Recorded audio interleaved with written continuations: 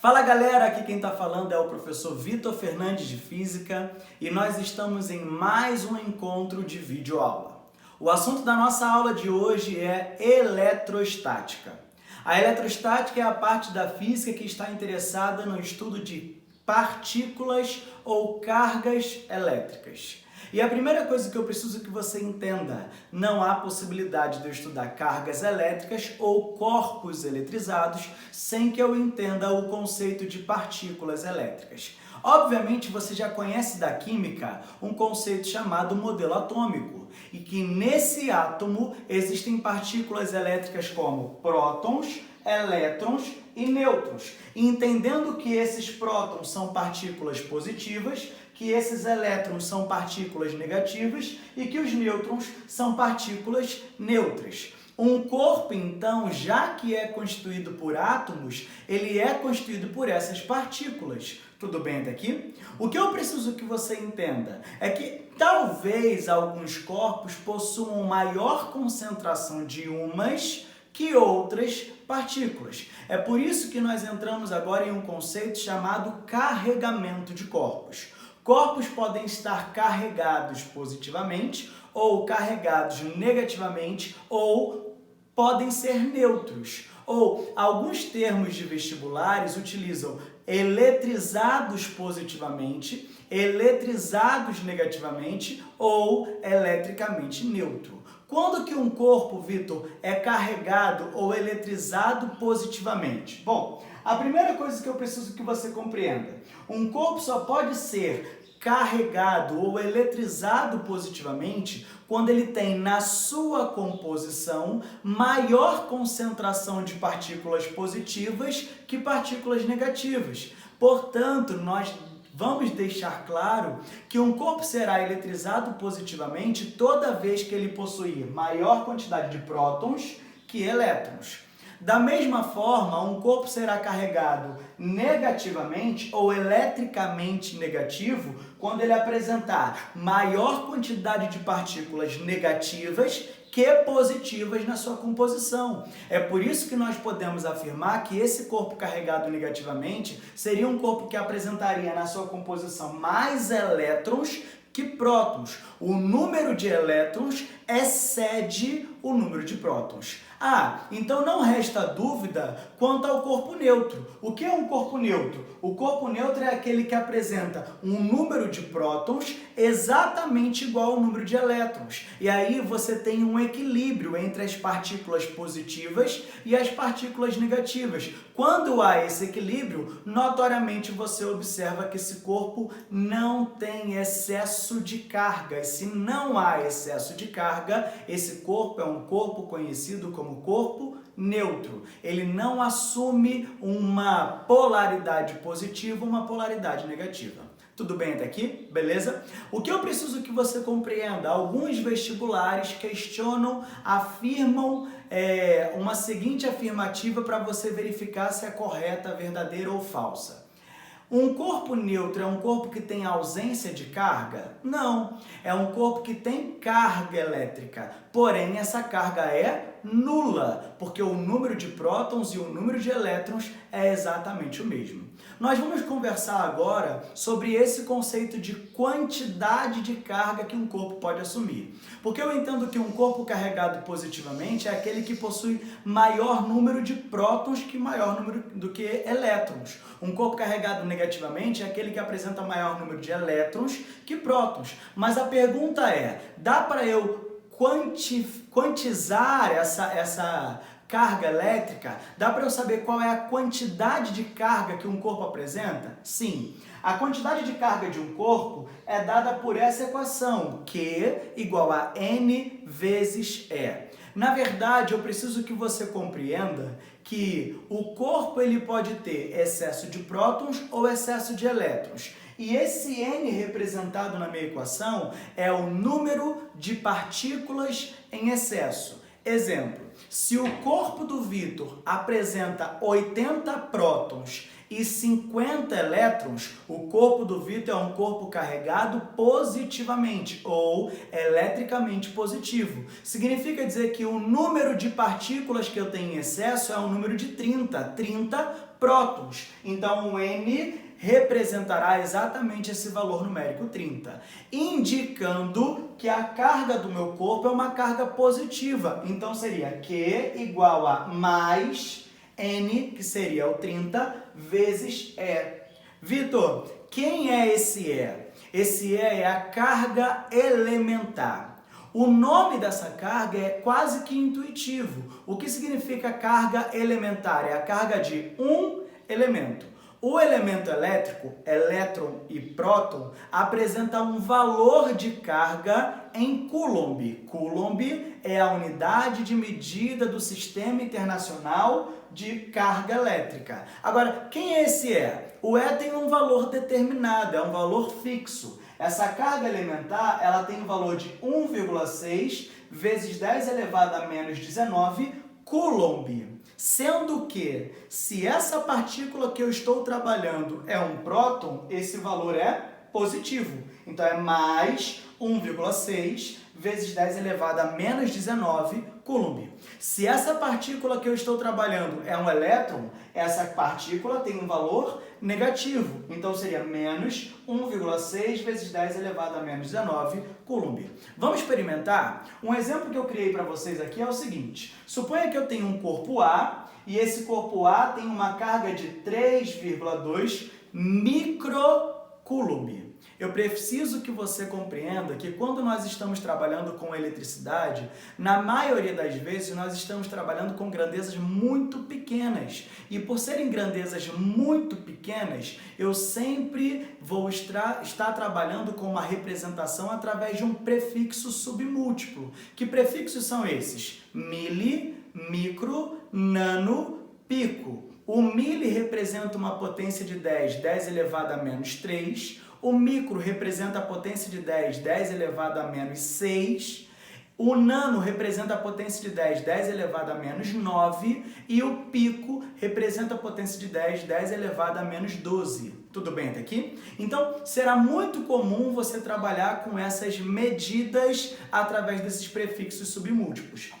O que eu estou te dando é que a carga elétrica do corpo A é uma carga de 3,2 microcoulomb. E pelo nosso discurso, na verdade seria 3,2 vezes 10 a menos 6 Coulomb, sendo a unidade de medida do Sistema Internacional o Coulomb representado. Beleza? Tudo bem? Bom, eu quero saber qual é o número de partículas em excesso desse corpo A. Beleza? A primeira coisa que eu preciso que você entenda, esse corpo A tem uma carga de menos 3,2 microcoulomb. E aí, quando eu vou calcular o número de partículas em excesso, quem é o número de partículas em excesso? É o N. Esse N é quem eu estou interessado em descobrir. Por exemplo, se a carga do corpo A é de menos 3,2 microcoulomb, eu sei que Q é igual a N vezes E, estou aplicando a equação, só que como eu quero descobrir o N, eu vou isolar esse N, pegando a carga elementar e passando para o outro lado, dividindo. A minha questão de física agora deixou de ser física e passou a ser só matemática. Eu vou pegar o N, pegar a carga do corpo A, que é 3,2 vezes 10 elevado a menos 6, porque é micro, e vou dividir pela carga elementar, que é 1,6 vezes 10 elevado a menos 19. E aí eu entendo que o número de partículas em excesso para tal situação é de 2 vezes 10 a 13ª elétrons. Ou seja, na sua composição, esse corpo A apresenta uma quantidade de 2 vezes 10 a 13ª elétrons em excesso. Tudo bem até aqui? Beleza? Maneiro? Agora, Vitor, um corpo que tem essa quantidade de carga, ele pode trocar carga com outro? Eu posso dar carga ou pegar carga de um outro corpo? Sim. O nome desse processo é chamado processo de eletrização. É tornar o corpo eletrizado. Mas antes disso, eu preciso passar por 2 princípios básicos da eletrostática. Que princípios são esses? O primeiro princípio chama-se princípio da conservação de carga. O que ele está afirmando nesse princípio? Em um sistema isolado, ou seja, sem a ação do meio externo, a carga desse sistema permanece conservada. Por exemplo, aqui eu estou representando um corpo A de mais 10 cargas, um corpo C de mais 5 cargas e um corpo B de menos 6 cargas. Seja lá o valor dessa carga. Tudo bem até aqui? Beleza? Se eu fosse calcular a quantidade de carga que esse sistema A, B, C apresenta, eu entenderia que seria mais 10 menos 6, mais 4. Mais 4 com mais 5, mais 9. Tudo bem até aqui? Beleza? O que eu entendo? Esses corpos A, B e C interagiram de alguma forma e trocaram cargas entre si. No final do processo, eu entendi que o corpo A ficou com uma carga de mais 5, o corpo C ficou com uma carga de mais 2 e o corpo B ficou com uma carga de mais 2 também. No final das contas, o meu sistema ABC, no final do processo, tem uma quantidade de carga de quanto? Mais 9.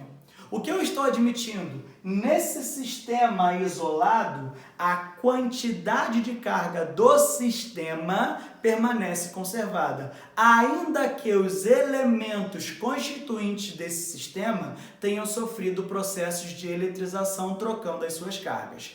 Eu entendo que o meu sistema não pode mudar a carga. A quantidade de carga do início é igual à quantidade de carga do final. Mas esses elementos constituintes podem sofrer alguma eletrização, algum processo de troca de carga. Tudo bem até aqui? Beleza? O meu segundo princípio fundamental da eletrostática é um princípio que talvez você já conheça da vida, chamado princípio da atração e repulsão. Princípio que a gente leva muito para a área de relacionamentos, mas na verdade é um princípio físico. O que esse princípio está afirmando?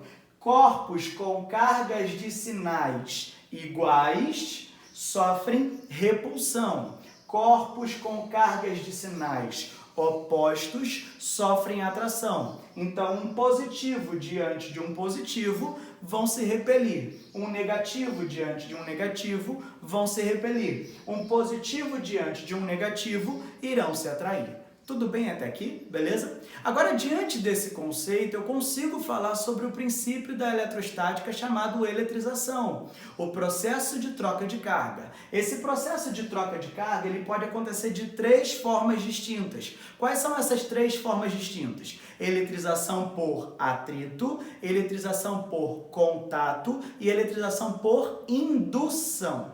A eletrização por atrito, evidentemente, deve haver atrito entre os corpos que estão sendo eletrizados. Então, o que aqui eu estou representando é que eu estou pegando um bastão de vidro, um tecido de seda e esfregando, atritando o bastão de vidro no tecido de seda. Quando eu atrito, eu estou gerando um processo de troca de carga elétrica. No final desse processo, um dos corpos ficará com carga positiva e o outro corpo ficará com carga negativa. Entenda, no processo de eletrização por atrito, necessariamente os corpos que foram atritados apresentarão cargas de sinais opostos. Então, se um fica positivo, o outro fica negativo. A pergunta que você pode me fazer é: Vitor, quem ficará positivo, quem ficará negativo? Nós dependeremos de um conceito chamado série triboelétrica. Por exemplo, quando você olha para cá, eu estou indicando a série triboelétrica, onde apresenta alguns elementos. Pele de coelho, vidro, cabelo, mica, lã, pele de gato, seda, algodão, ambar, ebonite, poliéster, isopor e plástico. Existem muitos outros elementos, mas na maioria das vezes, no nosso vestibular, ele trabalha com uma série desse tamanho. Tudo bem até aqui? O que essa série está representando? Olha para a indicação aqui, ó.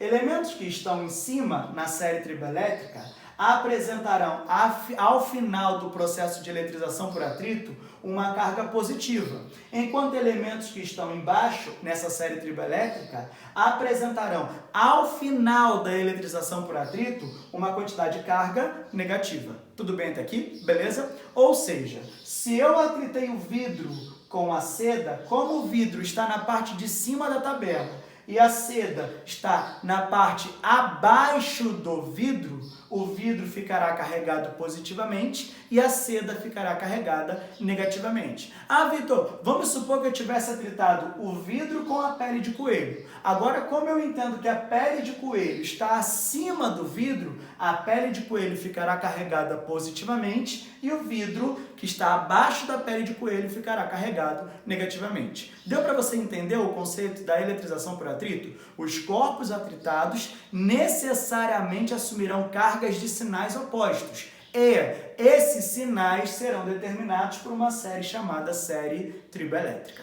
Toda vez, então, que eu pego dois corpos atrito, eles vão sofrer troca de carga? Sim. E nessa troca de carga, o que nós precisamos deixar claro? O fluxo de carga nunca pode ser um fluxo de prótons, sempre será um fluxo de elétrons. Então, um corpo não pode ganhar próton, ele não pode perder próton. O que ele ganha é elétron ou o que ele perde é elétron. Nunca existe fluxo de próton. Tudo bem até aqui? Beleza? Olha para mim, por favor. O meu segundo processo é um processo de eletrização por contato. Continua comigo. Na eletrização por contato, é necessário que haja contato entre os corpos. Eu preciso que esses corpos se toquem e, ao se tocarem, eu tenho troca de carga elétrica entre eles, fluxo de elétron entre eles. É preciso que você compreenda que na natureza nós temos dois tipos de materiais. Materiais chamados materiais condutores, materiais chamados materiais isolantes. Condutores são aqueles que conduzem a eletricidade. Isolantes são aqueles que não conduzem a eletricidade. Preste atenção no seguinte. Um metal, ele é um condutor ou um isolante? Condutor. Uma borracha é um condutor ou isolante? Eu preciso que você pegue esse conceito para estudar depois. Beleza? Tudo bem? Agora, quando você olha para cá, eu estou visualizando que eu tenho dois corpos. Um corpo maior carregado positivamente e um corpo menor que se encontra inicialmente neutro. Beleza? Tudo bem? Em um determinado momento, eu pego esses dois corpos e coloco em contato. E na hora que eu coloco em contato, as cargas positivas do corpo maior passam para o corpo menor? Não, porque não há fluxo de prótons. O que na verdade está acontecendo? Eu tenho elétrons que estão saindo desse corpo que estaria neutro, que estava neutro, indo para o corpo maior, para que a gente consiga buscar um conceito de equilíbrio eletrostático. Então, na eletrização por contato, quando os corpos se tocam, se eles forem condutores, eu vou buscar um conceito chamado equilíbrio eletrostático. Você entende que eu falo que será buscado o equilíbrio? Pode ser que esse equilíbrio não seja atingido? Pode, mas na maioria das vezes, aqui no nosso vestibular, nós vamos considerar que sim. Tudo bem até aqui? Beleza? Ao final do processo, eu vou pegar esses dois corpos e vou separá-los. E o que eu consigo observar? Que o corpo maior ficou com uma quantidade de carga positiva em excesso e o corpo menor também ficou com uma quantidade de carga positiva em excesso. O que você está determinando? Que no processo de eletrização por contato, os corpos em contato assumirão, após a eletrização, cargas de mesmo sinal. Será a mesma quantidade de carga? Não necessariamente. Você percebe que o corpo maior tem excesso de 5 prótons e o corpo menor tem excesso de 3 prótons. Ah, Vitor, então como que eu vou saber? Evidentemente, um corpo maior tem maior capacidade de armazenamento de carga. Um corpo menor tem menor capacidade de armazenamento de carga. O que é fundamental que eu entenda? Que eles assumirão o mesmo sinal de carga. Tudo bem até aqui? Então, se um ficou negativo, o outro também ficará negativo. Se um ficou positivo, o outro também ficou positivo. Se um ficou neutro, o outro também neutralizou. Tudo bem até aqui? Beleza? Agora, se nós estivermos trabalhando com uma eletrização por contato, mas com um conceito chamado corpos idênticos em contato, o que são corpos idênticos? São aqueles que apresentam a mesma dimensão, mesmo tamanho. toda vez que eu estiver trabalhando com corpos idênticos, eu vou precisar entender que ao final da eletrização por contato, eles assumirão o mesmo sinal de carga? Sim, mas também por serem idênticos, por terem a mesma capacidade de armazenamento de carga, eles assumirão a mesma quantidade de carga cada um entre si. Beleza? Tudo bem? Por exemplo, aqui eu tenho um corpo de carga -8 Coulomb e um outro corpo de carga 6 Coulomb. Tudo bem até aqui? Beleza? Eu coloco esses dois corpos em contato e quando eu coloquei eles em contato, eu estou trabalhando com um processo de busca pelo equilíbrio eletrostático. Tudo bem até aqui? É um processo de eletrização por contato.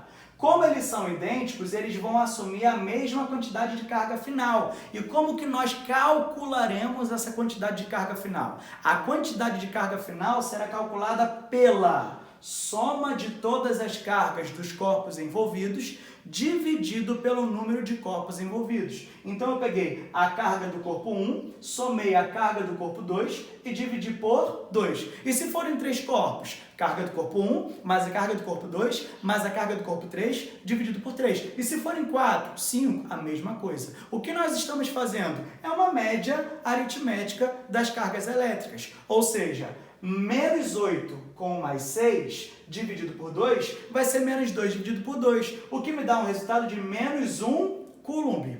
No final do processo, o corpo de -8 Coulomb ficou com carga de -1 Coulomb e o corpo de 6 Coulomb ficou com carga de -1 Coulomb. Estamos determinando que, na eletrização por contato, os corpos necessariamente assumirão o mesmo sinal de carga, mas só terão a mesma quantidade de carga elétrica armazenada se eles forem idênticos, de mesmo tamanho. Beleza? Tudo bem? Ótimo. Nós partimos agora para o nosso último processo de eletrização, chamado eletrização por indução. A eletrização por indução é aquela que ocorre quando os corpos não se tocam. Eles apenas apresentam uma proximidade. Eu aproximo o corpo B do corpo A. Tudo bem daqui? Beleza? Ao aproximar o corpo B do corpo A, eu entendo que como esse corpo B é um corpo carregado positivamente, ele vai atrair as partículas do corpo A negativas e vai repelir as partículas do corpo A positivas. Notariamente você observa que o corpo A representado, ele não tem excesso de partículas elétricas, ou seja, ele é um corpo neutro, enquanto o corpo B, ele é um corpo carregado positivamente. Tudo bem? Beleza? Se eu aproximar o corpo B do corpo A, eu vou entender que o corpo A, que agora é um corpo neutro ainda, apresenta uma polaridade elétrica. Ele ficou um corpo polarizado. Mas ele já se tornou um corpo eletrizado? Não. Porque um corpo, para ser eletrizado, ou ele vai assumir uma quantidade de carga positiva, ou ele vai assumir uma quantidade de carga negativa, ou ele vai mudar a carga que ele tinha inicialmente. O corpo A já mudou a sua carga? Não. Então aqui ainda não houve o processo de eletrização por indução. A única coisa que aconteceu foi a polarização do corpo neutro. O corpo B, nós damos o nome nessa eletrostática de corpo indutor, aquele que induzirá. E o corpo A é chamado de induzido, aquele que sofrerá a indução. Tudo bem até aqui? Beleza? Então, repito.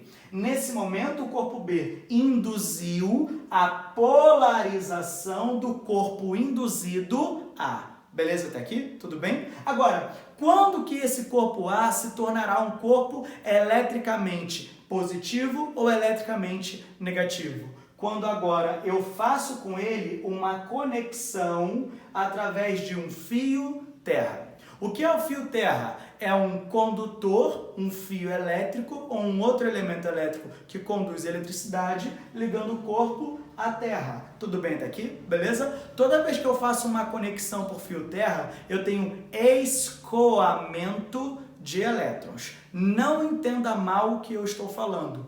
Escoar pode ser subida de elétrons ou descida de elétrons. Vitor, mas como que eu vou saber se os elétrons vão subir ou se eles vão descer? Depende do meu indutor.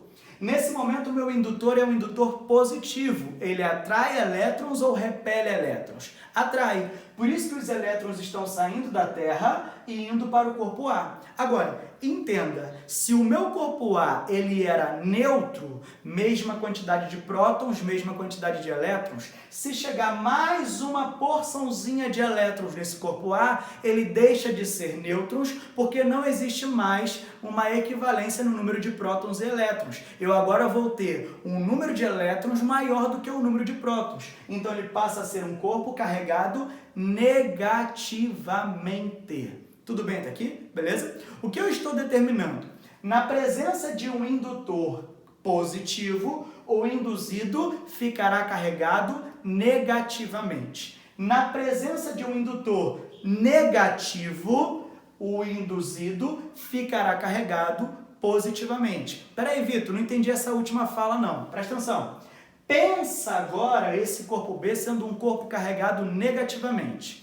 Ele vai atrair elétrons ou vai repelir? Repelir. Ou seja, nós estamos admitindo que os elétrons do corpo A sairão do corpo A e irão para a Terra. Ou seja, se o corpo A perderá elétrons e ele era neutro, agora ele ficará carregado positivamente. O que nós estamos admitindo? Que na eletrização por indução, os corpos eletrizados apresentarão sinais de cargas opostos. Se o indutor é positivo, o induzido ficará carregado negativamente. Se o meu indutor é negativo, o meu induzido ficará carregado positivamente. Tudo bem até aqui? Beleza?